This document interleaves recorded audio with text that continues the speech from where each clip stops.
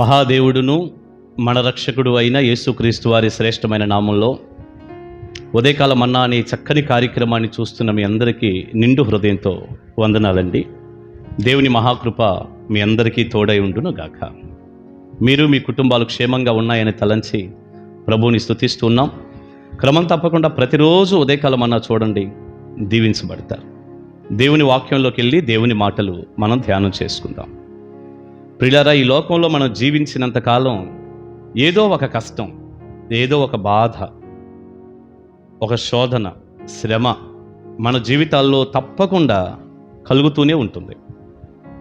ఇలా కెమెరా ముందు కూర్చొని చాలా చక్కగా నవ్వుతూ దేవుని వాక్యం మీకు అందిస్తున్నట్టు నేను కానీ నాలాంటి దైవజనులు కానీ కనపడుతూ ఉంటారు కదా. కానీ మేము వేసుకున్నటువంటి చక్కని ఈ సూటో, బ్లేజరో, తెల్ల చొక్కానో వీటి వెనక మా గుండె లోతుల్లో ఎప్పుడూ కూడా ఎన్నో సమస్యలు ఉంటాయి, ఎన్నో కష్టాలు ఉంటాయి, ఎన్నో అవమానాలు ఉంటాయి, బాధలు ఉంటాయి, నిందలు ఉంటాయి, చాలా శ్రమ ఉంటుంది. ఇక మీ విషయానికి వస్తే చెప్పక్కర్లేదు, మీకు కూడా శ్రమ ఉంటుంది, శోధన, బాధ ఉంటుంది. ఈ జీవిత కాలంలో మనం జీవించినంత కాలం కాసేపు నవ్వుకుంటాం, కాసేపు బాధపడతాం, ఇది ఖచ్చితం. అయితే ఈ బాధ ఎవరితోనైనా మనం పంచుకుంటే, ఎవరితోనైనా కాసేపు మన బాధ గురించి చెబితే, నాకు ఇలా ఉంది అని కాస్త వాళ్ళు ఏదన్నా మనల్ని ఆదరిస్తే, మనకు సహాయం చేస్తే మనకు చాలా బాగుంటుంది. అయితే మన బాధ ఎవరికి చెప్పుకుంటాం? మీరు ఆలోచించండి. మన బాధ వారికి చెప్పినప్పుడు వారు మనల్ని తిరిగి ఆదరించాలి అంటే వారు కూడా అలాంటి శ్రమ గుండా, అలాంటి బాధ గుండా బయటకు వచ్చిన అనుభవం ఎవరికైతే ఉంటుందో వారికి మాత్రమే మనం చెప్పాలి. అప్పుడు వారు మనల్ని ఆదరిస్తారు. అమ్మ, నేను కూడా ఇలాంటి శ్రమ గుండా బయటకు వచ్చాను, ఇలాంటి బాధ గుండా బయటకు వచ్చాను, నువ్వేం కంగారు పడొద్దు, నీకు తప్పకుండా సహాయం ఉంటుంది, బయటకు వస్తావు, దేవుడు సాయపడతాడు, ఏదన్నా అలాంటి ఆదరణకరమైన మాటలు చెప్తారు. అలా కాదని అసలు వారికి ఏ బాధ లేకుండా, ఏ శ్రమ లేకుండా, మనం ఏ కష్టమైతే చెప్పుకుంటున్నామో, ఏ బాధ అయితే చెప్పుకుంటున్నామో, అసలు అలాంటి వాటిలో నుంచి బయటకు వచ్చిన అనుభవం వాళ్ళకి లేకుండా మనం కనుక వాళ్ళకి ఏదైనా చెప్పుకున్నాం అనుకోండి, అలాంటి అనుభవం లేని వారికి ఏం అర్థం కాదు, వారికి ఏం అర్థమైద్ది? ఉదాహరణకి 50 సంవత్సరాల వయసున్న నీవు పడే కష్టం ఏదో 15-20 సంవత్సరాల లోపు ఉన్నటువంటి ఒక యవనస్తుడితో చెబితే తనకి ఏం అర్థమైద్ది? ఏం అర్థం కాక నోరు ఎల్లబెట్టి చూస్తాడు. అలా కొంతమందిని మనం గమనించినప్పుడు వారికి ఏమి మన బాధ అర్థం కాదు అని మనకు తెలిసినప్పుడు మనం ఏమంటాం తెలుసా? నా బాధ నీకు తెలియదులే, నా బాధ నీకు అర్థం కాదులే, నేను ఎంత చెప్పినా ఏదో చెప్పుకోవాలని చెబుతున్నాను కానీ పడేదానికి నాకే తెలుసు ఆ బాధ, నా బాధ నీకెటు అర్థం కాదులేయ్యా, ఇంకెళ్ళండి అనే మాటలు మనం ఎందుకు వాడతాం? ఎందుకంటే నిజంగా మన బాధ ఏంటో వాళ్ళకి తెలియదు. మన బాధ తెలియాలంటే వారు కూడా ఆ బాధ గుండా బయటకు వచ్చిన వారు, ఆ బాధల్లో అనుభవం కలిగిన వారు కావాలి. సరే, మీకు ఒక చిన్న మాట చెప్తాను. ఒక మంచి దైవజనుడి దగ్గర నేను విన్న ఒక చక్కని మాట. ఎవరైనా బిడ్డలు, యవన పిల్లలు ఎగ్జామ్ రాశారనుకోండి, ఆ ఎగ్జామ్లో ఫెయిల్ అయ్యాడు ఒక పిల్లోడు. ఇప్పుడు ఈ పిల్లోడు ఫెయిల్ అయినప్పుడు మిగతా చాలామంది పాస్ అయ్యారు. ఏదో 90 మంది పాస్ అయ్యారు, 10 మంది ఫెయిల్ అయ్యారు. ఫెయిల్ అయిన వాళ్ళు ఈ పిల్లోడు ఒకడు.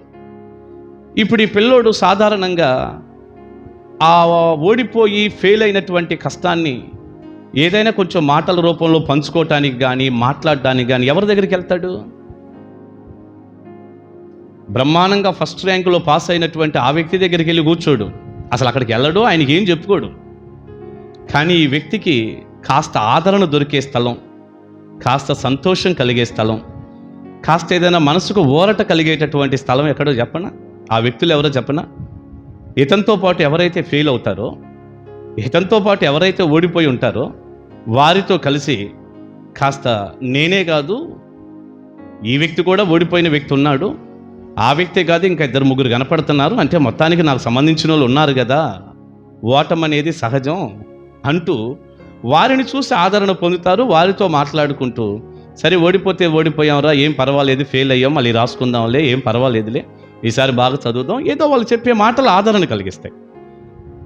ఈ ఫెయిల్ అయిన వ్యక్తి ఇంకో ఫెయిల్ అయిన వ్యక్తి దగ్గరికి వెళ్ళి కొంచెం ఆదరణ పొందాడే కానీ బ్రహ్మాండంగా పాస్ అయిన వ్యక్తి దగ్గరికి పోయే మనసు రాలేదు. చూడండి, ఏం అర్థమైంది దీని ద్వారా? మన బాధ ఎవరికైనా చెప్పుకోవాలంటే వారు కూడా ఆ బాధ గుండా వెళ్ళిన వారై ఉండాలి. అలాంటి వ్యక్తులు ఎవరన్నా మీకు ఉన్నారా? లేరా? ఎవరు లేరా? అయితే మనం ఏ బాధలో నుంచి వెళ్తున్నామో అదే బాధలో నుంచి బయటకు వచ్చిన ఒక అద్భుతమైన వ్యక్తి ఉన్నాడు. ఆయన్ని మీకు పరిచయం చేయనా? ఎవరో తెలుసా? ప్రభు అయిన యేసుక్రీస్తు. అవునండి, ఏ బాధ అయినా సరే మందే ఆయనకి చెప్పుకోవచ్చు.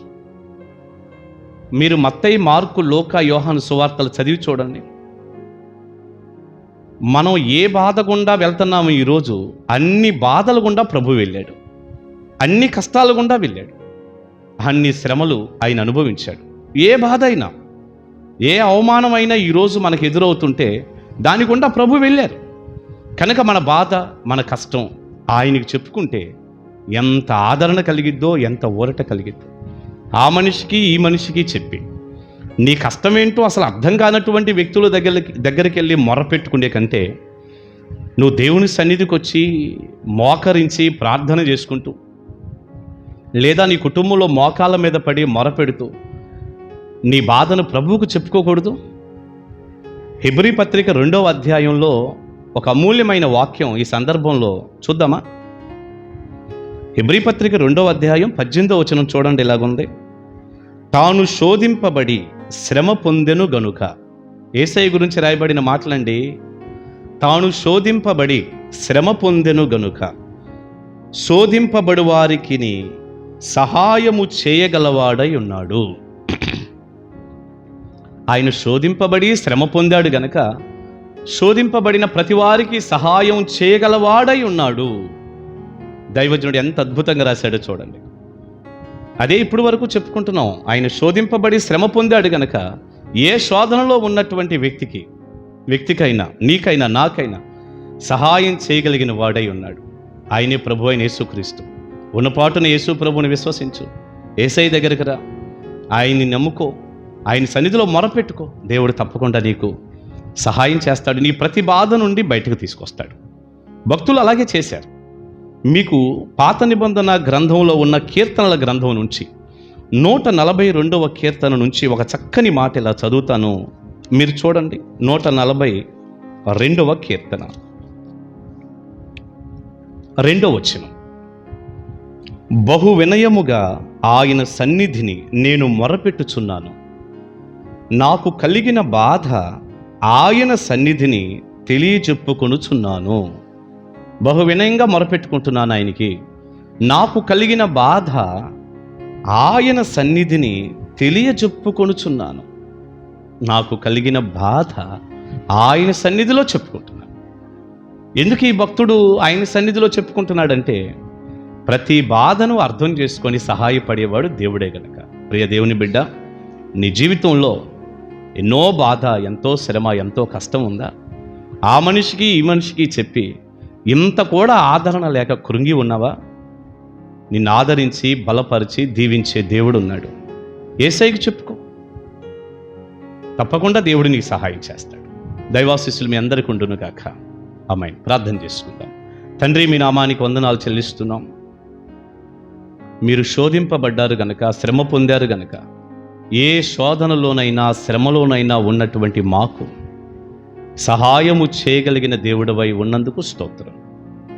ఈ చక్కని సందేశం బిడ్డలకు దీవెనకరంగా మార్చి వారి కన్నీటిని నాట్యంగా చేయండి, కృప చూపించండి, తోడుగా ఉండండి, మహిమ పొందండి.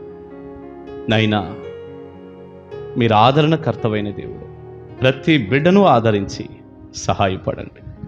వారు మీకే చెప్పుకునే కృప దయచేయండి. యేసు నామములో ఈ ప్రార్థన మనవులు అడుగుచున్నాను తండ్రి.